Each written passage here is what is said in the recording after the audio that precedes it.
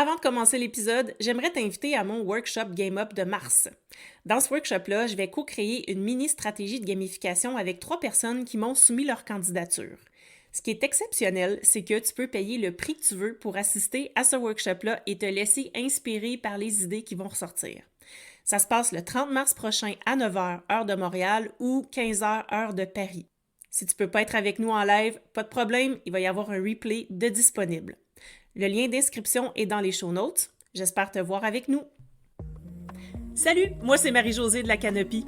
Je suis entrepreneuse et j'aime tricoter des nouvelles idées. J'aime rattacher les fils entre différentes disciplines pour trouver des solutions qui dépassent nos idées préconçues. Chaque semaine, je pars à la rencontre d'autres entrepreneurs pour savoir ce qui les inspire, les stimule et les motive à passer à l'action. Sur ce podcast, on découvre de quoi on est game puis de quoi on n'est pas game pour savoir qui on est en tant qu'entrepreneur. Changer de perspective. Game ou pas game?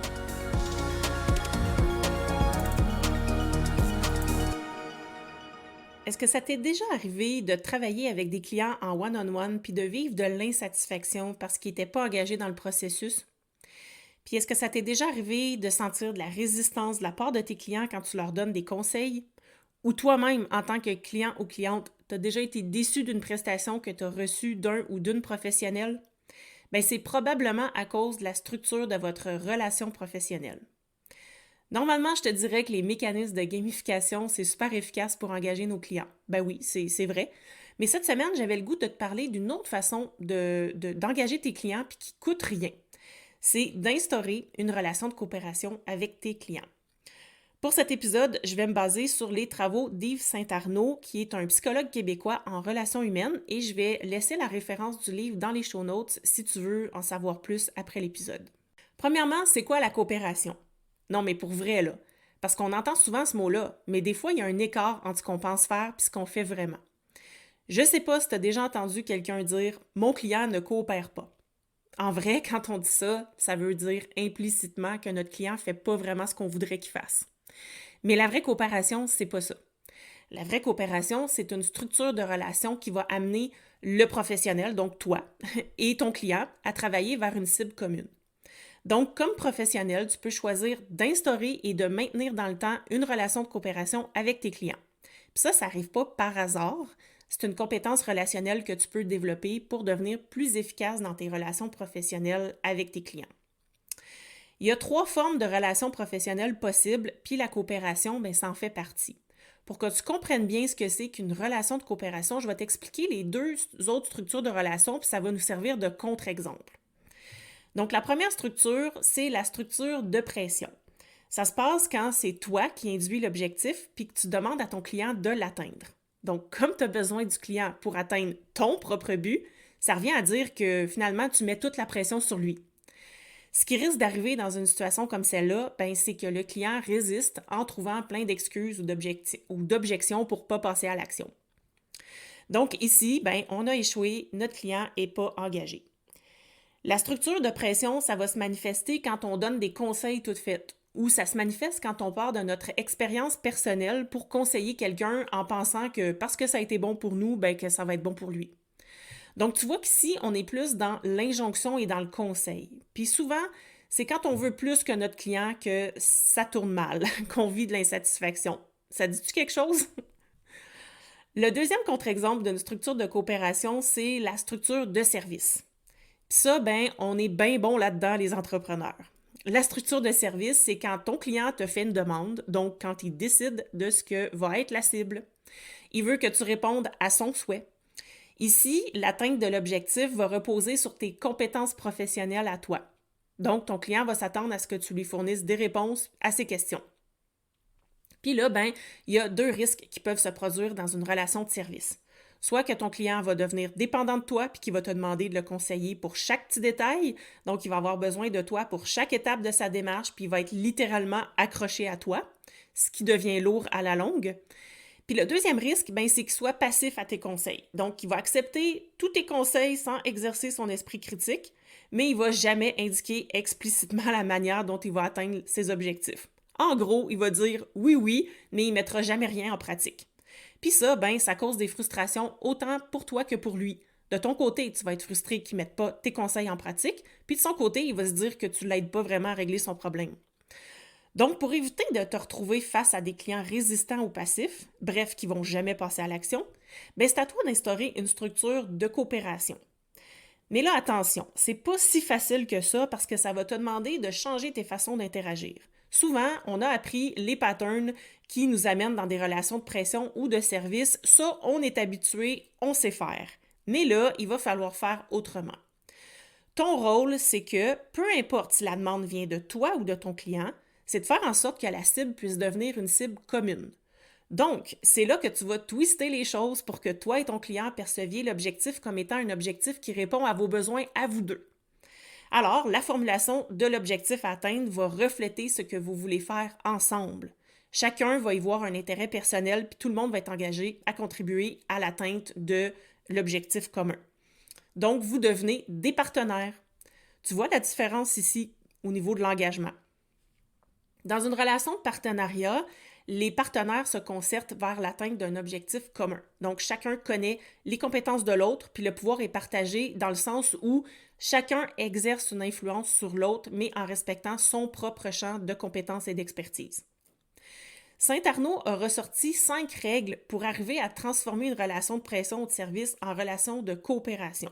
Puis ces règles-là que je te partage aujourd'hui, tu peux les mettre en pratique pour y arriver toi aussi, puis je vais te donner des exemples. Ici, tu vas peut-être vouloir mettre l'épisode sur pause et prendre des notes. Alors, c'est parti.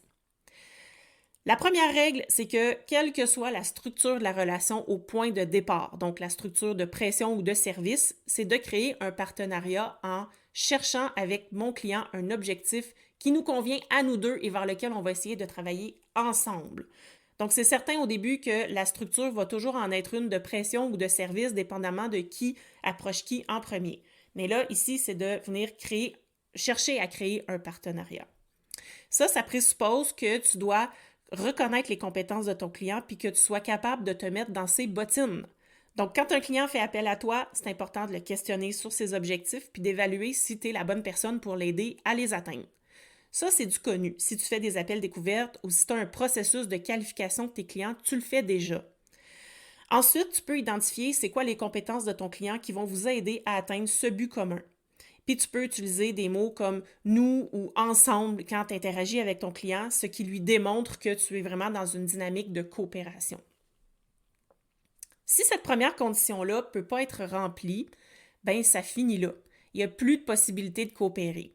Donc, tu vas choisir de continuer ou pas la relation, mais tu vas vivre avec les conséquences qui viennent avec.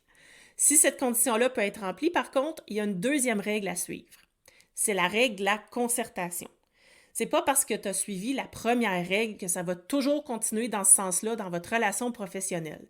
Il y a toujours un danger de retomber dans une structure de pression ou de service. Puis tu peux t'en rendre compte très tard dans le processus parce que souvent, ça se fait inconsciemment. Comment on fait pour ne pas tomber dans le piège? C'est qu'on accorde autant d'importance au processus qu'au contenu. Donc ici, c'est à toi de proposer une façon de fonctionner qui va vous permettre de ne pas tomber dans le piège de la relation de pression ou de service. Alors, avant de discuter de contenu, donc le contenu, là, c'est tout ce qui est en lien avec ton expertise. Comment tu vas faire pour aider ton client. Je te suggère de structurer tes processus. Tu peux aussi partager ta perception de la situation de départ de ton client. Assure-toi que assure-toi que vous connaissiez chacun bien vos rôles aussi dans votre relation professionnelle. L'idée ici, c'est d'organiser votre façon de travailler ensemble puis de vous assurer que vous avez une compréhension partagée de la situation de ton client, de l'objectif commun à atteindre puis de la façon dont vous allez vous y prendre pour l'atteindre. La troisième règle, c'est de gérer le processus de communication. Donc concrètement, ce que ça veut dire, c'est d'alterner entre différentes façons de communiquer. Il y a 4 canaux différents pour communiquer. Tu peux premièrement transmettre de l'information qui est reliée à ton expertise. Donc, bref, donner des conseils finalement. Tu peux donner des conseils parce que c'est toi la personne professionnelle, l'experte dans la situation. Mais tu ne fais pas que ça, en fait. Tu alternes avec les 3 autres modes aussi que je vais t'expliquer.